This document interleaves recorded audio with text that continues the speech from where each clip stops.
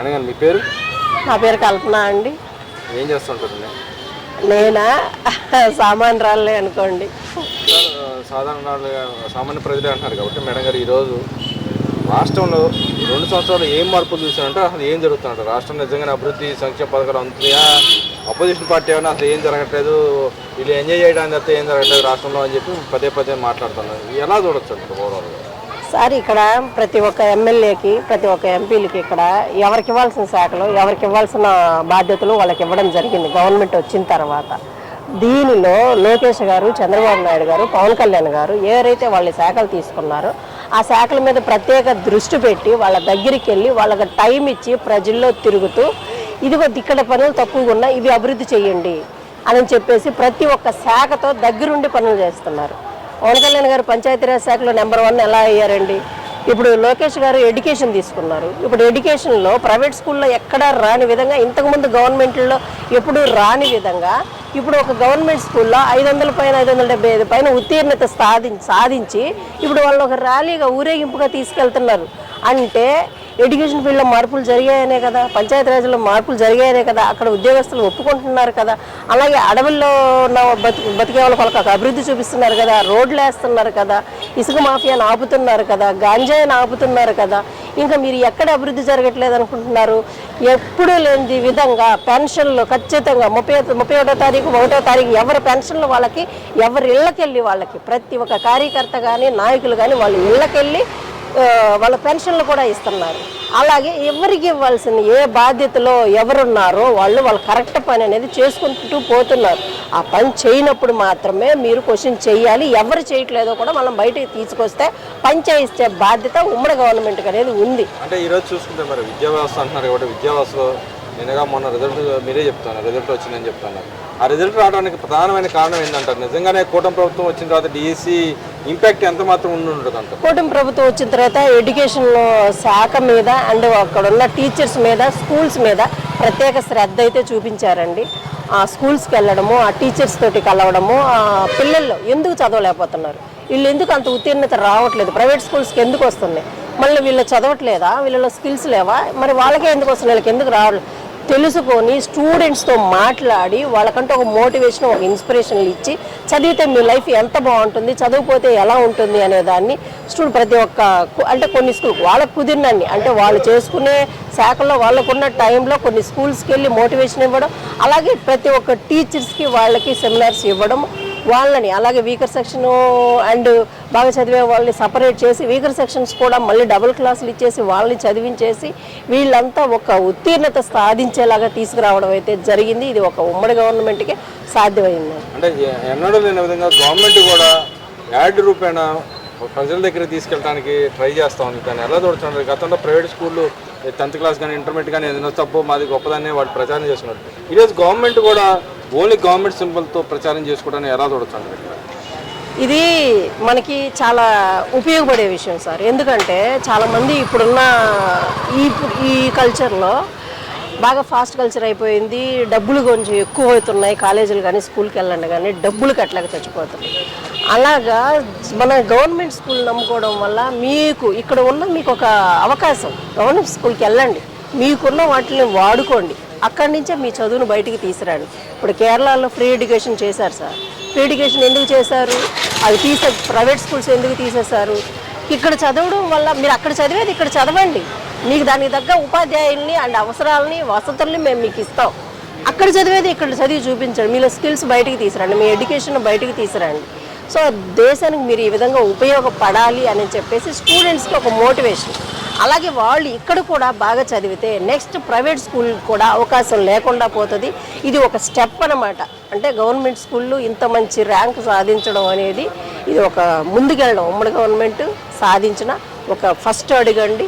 దీనికి ముందుకు సాగుతూ పోతే ప్రైవేట్ స్కూల్ పడిపోయి గవర్నమెంట్ స్కూల్ నెంబర్ 1 పొజిషన్కి వచ్చే అవకాశం ఎక్కువగా ఉంది. ఇక్కడ మనం చూసుకుంటే 100 రోజుల ప్రోగ్రామ్ అని చెప్పి ఒక ప్రోగ్రామ్ తీసుకురావడం జరిగింది. దాంతోపాటు పేరెంట్ టీచర్ మీటింగ్ ఒకటి ఏర్పాటు చేసి మమేకం చేయడాన్ని ఎలా చూడొచ్చండి? దీన్ని చాలా చెప్పచ్చండి. ఎందుకంటే మనకి మామూలుగా అయితే ప్రైవేట్ స్కూల్లో వీటిలో పేరెంట్ టీచర్ మీట్ అనే ఉంటుంది. ఎందుకు ఉంటుందంటే మా పిల్లోడికి ఈ సబ్జెక్ట్లో ఈ మార్కులు ఎందుకు తగ్గాయి, ఇంకా ఎలా చదివించాలి, ఎందుకు తగ్గుతున్నాయి అనే దాని మీద అంశం మీద దాన్ని పెడతారు.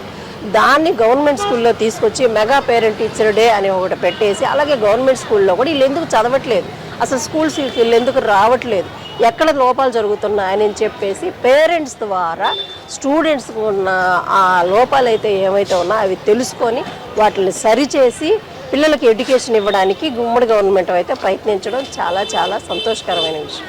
అంటే ఇక్కడ వైసీపీ వాళ్ళు కూడా మాట్లాడుతున్నారు, మేము తీసుకొచ్చిన సంస్కరణలో భాగంగా డిజిటల్ క్లాసులు కానీ, ఇటు పక్క జగనన్న గోరుముద్దు కానీ, మిగతా ఏదో మా నాడు నేడు కింద మేము చేసిన డెవలప్మెంట్ మూలన ఇదంతా వచ్చిందని చెప్పి వాళ్ళు ప్రచారం.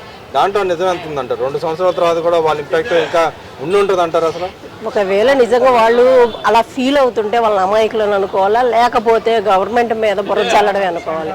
ఎందుకంటే వాళ్ళు 5 సంవత్సరాలు ఉన్నారు గవర్నమెంట్లో. 5 సంవత్సరాలు ఉన్నప్పుడు 5 సంవత్సరాల్లో ఒక్కసారైనా, 1 సంవత్సరంలో అయినా స్టూడెంట్స్ అనేవాళ్ళు వాళ్ళ ఉత్తీర్ణత అనేది ఎక్కువ శాతం రావాలి.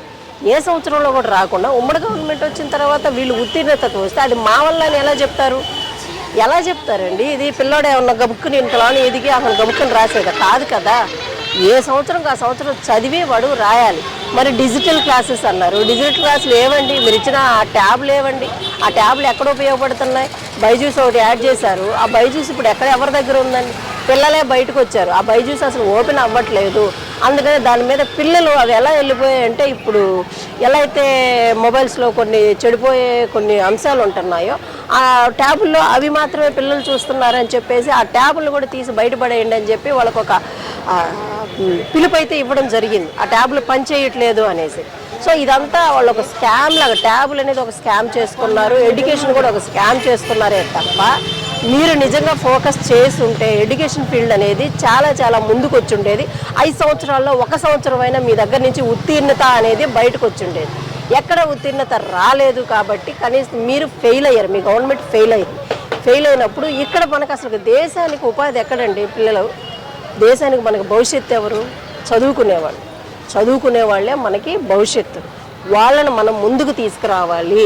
అది మన గవర్నమెంట్ స్కూల్లో మనం ఇచ్చే ఆ అవసరాలని వాళ్ళకి ఏమైతే ఉన్నాయో ఆ ఉపాధులు అవి కల్పించుకొని వాళ్ళు ఇంకా ముందుకు రావాలని చెప్పేసి ఉమ్మడి గవర్నమెంట్ దాని మీద బాగా ఫోకస్ చేసి. ఇక్కడ మనం చూసుకుంటే గతంలో చూసుకుంటే చాలా స్కూళ్ళల్లో కూడా గంజాయి వెచ్చలుడిగా దొరికిన పరిస్థితి కనపడింది. ఈ గవర్నమెంట్ వచ్చిన తర్వాత చాలా కంప్లైంట్లు వచ్చింది. ఇంకో పక్క గతంలో కూడా టీచర్ని తీసుకెళ్ళి పెట్రోల్ బంకుల దగ్గర, లేకపోతే బ్రాందీ షాపుల దగ్గర దాన్ని నుంచోబెట్టిన బాత్రూమ్ల దగ్గర ఫోటోలు తీయమన్న పరిస్థితి ఉండేది. ఇప్పుడు ఆ టీచర్కి ఎలాంటి మోటివేషన్ ఇచ్చింది ఈ గవర్నమెంట్? దానివల్ల ఏమైనా పెరిగిందంటారా? లాస్ట్ గవర్నమెంట్లో వాళ్ళు టీచర్స్ని తీసుకుపోయి మందు షాపుల దగ్గర నుంచోబెట్టడం వల్ల ఆ టీచర్స్ మానసికంగా చాలా బాధపడి ఉంటారండి. ఆ పాపం ఎవరికి తగులుతుందంటే ఆ గవర్నమెంట్లో వాళ్ళని ఎవరైతే అలా చేశారో ఆ పాపం వాళ్ళకే తగులుతుంది. ఎందుకంటే ఉపాధ్యాయుడిని మనం ఎలా ఎంచుకుంటాము? ఒక స్టూడెంట్స్కి మంచి నేర్పించాలి, వాళ్ళు ఉన్న చెడు తీసేయాలి, ఇంకా వాడు ఎలా ముందుకు వెళ్ళలేదని నేర్పించాలి. అలాంటి ఓ టీచర్స్ని తీసుకుపోయి మీరు ఏదైతే చెయ్యొద్దు అంటున్నారో ఆ ప్లేస్లోనే తీసుకుపోయి వాళ్ళని నుంచోబెడితే ఈ పిల్లలు ఏమి నేర్చుకోవాలి? అంటే రేపు మేము కూడా ఎదిగి ఉద్యోగాలు సాధించుకొని మేము కూడా పోయి మందు షాపుల దగ్గర నుంచోవాలా? ఆ మాత్రం దాన్ని చదువుకోవడం ఎందుకు అనే ఒక థాట్ అయితే ఆ గవర్నమెంట్ అయితే తీసుకొచ్చారండి. ఉపాధ్యాయ వృత్తిని, ఉపాధ్యాయుల్ని ఆ విధంగా మందు షాపుల దగ్గర నుంచోబెట్టడము అనే మిగతా మీరు కొన్ని కార్యకలాపాలకు వాడుకున్నారు. ఆ విధంగా చేయడం, వాళ్ళ బాత్రూముల దగ్గర నుంచోబెట్టడం, ఇవన్నీ చాలా చాలా నీచమైన పనులు. అలాంటిది ఈ గవర్నమెంట్ అన్నిటిలో మార్పులు చేస్తూ ఒక ఉపాధ్యాయుడు చేయాల్సిన వాళ్ళ విధులేంటో వాళ్ళకు అప్పచెప్పి పిల్లలతోటి ఇంత మంచి ఉత్తీర్ణత అయితే బయటికి తీసుకొచ్చారు. అలాగే విడుదల రజనీ గారు మాట్లాడుతూ ఉంది, మాది గొడ్డల పార్టీ కాదు, మీదే వెన్నుపోటు పార్టీ అని చెప్పి టీడీపీని తిరుగుతా ఉంది. మీది గొడ్డల పార్టీ కాదని మీరు నిరూపించుకోవాలనుకున్నప్పుడు గత 5 సంవత్సరాల నుంచి మీ మీద, మీ జగన్మోహన్ రెడ్డి గారి మీద ఈ కేసు అయితే జరుగుతుంది, వాళ్ళ తమ్ముడి మీద జరుగుతున్నప్పుడు 5 సంవత్సరాల్లో మీరు ఎందుకు దాన్ని నిరూపించుకోలేకపోయారు? సరే 5 సంవత్సరాలు కాలేదు, ఇప్పుడు వచ్చిన తర్వాత మీరు సోనియమ్మనో లేకపోతే ఎవరినో మెడలో ఉంచుతామన్నారు, ఎవరి మెడలో ఉంచలేకపోయారు. కనీసం అక్కడికన్నా వెళ్ళి మీ కేసును మీరు ఎందుకు ఇది మేము చెయ్యలేదు అని జగన్మోహన్ రెడ్డి గారితో ఒకటి ఎందుకు చెప్పించలేకపోతున్నారు? కనీసం కోర్టుల కన్నా ఆయన అటెండ్ అవుతున్నారా? లేదు కదా, భయపడుతున్నారు కదా. మీరు కోర్టుల చుట్టూ ఎందుకు? వాళ్ళైతే సాక్షులు ఎవరైతే ఉన్నారో 1 by 1 ఎందుకు సాక్షులు చనిపోతున్నారు? మీ అధికార బలం, మీ డబ్బు బలం చూపించి వాళ్ళు ఎవరైతే సాక్షులు ఉన్నారో వాళ్ళని కూడా చంపేస్తున్నారు. అలాంటప్పుడు మిమ్మల్ని గొడ్డలనే అంటారు. ఇక్కడ రెడ్ బుక్ రాజ్యాంగం నడుపుతున్నారు, మా మీద అక్రమ కేసులు పెడుతున్నారు, దాచుకో అన్నట్టుగానే ఉంది. వీళ్ళు వచ్చి అమరావతి పేరుతో దోచుకుంటారు, లక్షల కోట్లు దోచుకుంటా ఉన్నారు. అడిగితే మా మీద అక్రమ కేసులు పెడుతున్నారు. నేను ఒక బీసీ అంటే నా మీద ST SC అట్రాసిటీ కేసు నా మీద పెట్టారని వాపోతాను. దాన్ని ఎలా దొరుకుతుంది? ఎస్సీ ఎస్టీ అట్రాసిటీ అని అంటే నీ మీద ఇంతకుముందు ఒక అభియోగం ఉందమ్మా. కొన్ని కోట్లు అయితే నువ్వు ఉన్న ఏరియాలో ఒక ల్యాండ్ దగ్గర సంథింగ్ ఏదో కొన్ని కోట్లు నీ దగ్గర ఉన్నాయని నీ మీద ఆల్రెడీ ఒకటి కేసు అయితే ఫైల్ అయ్యింది. ఆ ఫైల్ అయిన క్రమంలో నువ్వు బాధితులను బెదిరిస్తున్నావు. ఎవరినైతే బెదిరిస్తున్నావో వాళ్ళు నీ మీద ఎస్సీ ఎస్టీ అట్రాసిటీ కేసు అయితే పెట్టచ్చు. అంతేకాదు దాన్ని నీకు తీసుకొచ్చి ఉమ్మడి గవర్నమెంట్ నీ మీద ఎందుకు పెడుతుంది? ఎవరు తిట్టారు నిన్ను? తీసుకొచ్చి వాళ్ళని తీసుకురా బయటికి. అంతేకాని నా మీద మాది గవర్నమెంట్ గొడ్డల పోటు కాదు అని అంటే ఎందుకు కాదు? మీది గొడ్డలే, ఖచ్చితంగా కాదు అని మీరు నిరూపించుకోండి. ఆ రోజు మిమ్మల్ని ఎవ్వరు అదేవిధంగా చంద్రబాబు నాయుడు గారు అమరావతిలో ఒక ప్యాలెస్ నిర్మించుకుంటున్నాడు, మమ్మల్ని ప్యాలెస్ అనేవాళ్ళు, మీరు కూడా ఇంకో ప్యాలెస్ నిర్మించుకుంటున్నారు కానీ మాట్లాడుతూ ఉన్నారు. అది ప్రోటోకాల్ ప్రకారం ఏమన్నా సీఎంలకు కట్టాల్సిన ప్యాలెస్లు ఏమైనా ఉంటే జరుగుతుందండి. ఒకవేళ ఈరోజు చంద్రబాబు నాయుడు గారు దాంట్లోకి ఒకవేళ ఆ ప్యాలెస్లోకి వెళ్ళినా నెక్స్ట్ ఇంకెవరైనా సీఎం వస్తే దాంట్లోకి వాళ్ళు వెళ్తారు. అలాగే పక్కన అక్కడే అమరావతిలో ఎమ్మెల్యేలకి ఎంపీలకి వాళ్ళకి కావాల్సిన క్వార్టర్స్ కూడా డిజైన్ చేశారు. ఇప్పుడు వాళ్ళు కూడా దాంట్లోకి వెళ్తారు. దానివల్ల ఏదో వీళ్ళు ప్యాలెస్ కట్టుకున్న అట్లా అనుకుంటే మీరు రుషికొండకు కొట్టిన బోడిగుండు, రుషికొండలో మీరు పెట్టిన డబ్బులు, రుషికొండకు పెట్టాల్సిన డబ్బులు ఎడ్యుకేషన్ ఫీల్డ్ మీద పెట్టకపోయారా? కార్పొరేషన్ నిధులు పెట్టకపోయారా?